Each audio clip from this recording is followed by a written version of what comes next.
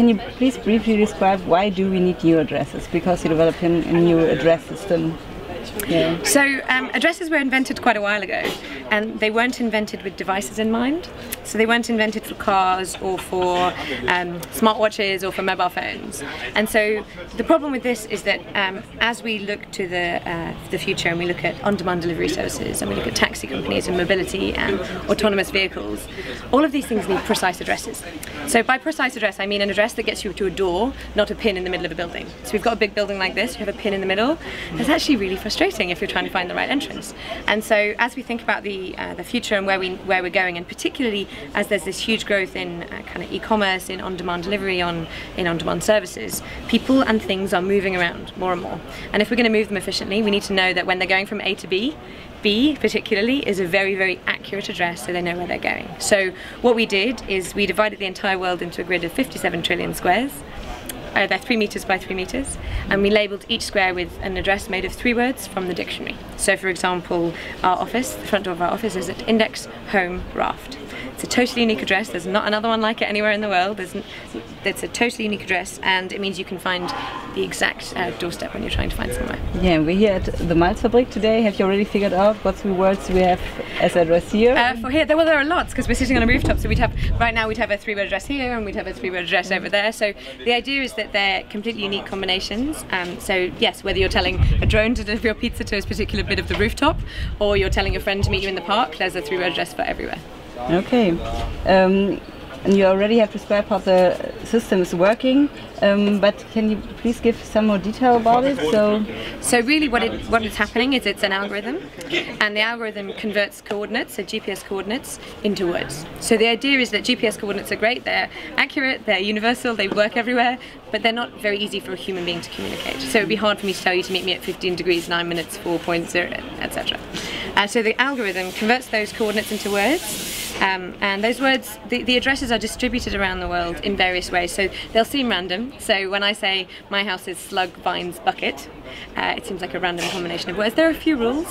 So for example, more common words end up where people live in each language. So in German, you'll find that the words in Berlin, in Vienna, are relatively common German words. So London, for example, in the English list has words like apple, spoon, chair, banana, words you use every day. Right, whereas if you look in the middle of the sea, you'll get words like philosophically, deconstructing, overwhelming, things like that. Okay, and you already have partners in Germany. Who are you working with? So we're working a lot with Deutsche Bahn, for example. So we were lucky enough to have Deutsche Bahn Digital Ventures invest in us quite recently, actually. And so, of course, for them, it's about thinking about the mobility of the future, and thinking about, you know, as the demand for public transportation grows, and as mobility as a service grows, then we're working with them on, particularly around driverless cars, but also around mobility and how you move people more efficiently. Because if you know exactly where they're going, you can make much more efficient route planning. And are you already planning to open up an office in Berlin? It's definitely something we're looking at. It's Germany. Yeah, there's been a really warm kind of uptake of What3words in Germany from consumers as well as from businesses and partners here. And of course, you know, you've got brilliant startups here too. So you've got Clever Shuttle, for example, a really innovative model there. You've got I know Local Motors, the car manufacturer, have one of their autonomous vehicles, Olli, in Berlin. So it's definitely a place where there's a lot happening of mobility in the future. So it's definitely something we're looking at. Yeah, and you have a business. So what's the business model behind What3words? So the business model is basically a license fee. So we basically charge for our code. So it's always free to use the app. So we have an app and you can download it and look up your house. That's always free. But when a business uses What3words to make them more efficient, when they want to convert 3-word addresses given to them by a customer. So for example, if I'm in an e-commerce checkout page and I type in I live at Apple Banana Spoon, they're going to want to use our code to know where Apple Banana Spoon is, and at high volume we charge a license fee for that.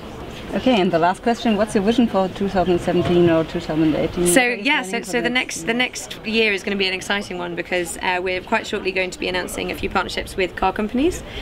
So quite shortly in Germany, we hope you'll be able to press the little voice button in your car and say, take me to Apple Banana Spoon, and the car will know where it's going. So that's exciting. And then we're also working a lot around new technology, so driverless cars. So we're working with Local Motors and IBM Watson on their accessible Olli project. So making sure that as we create these cars for the future, they're truly accessible.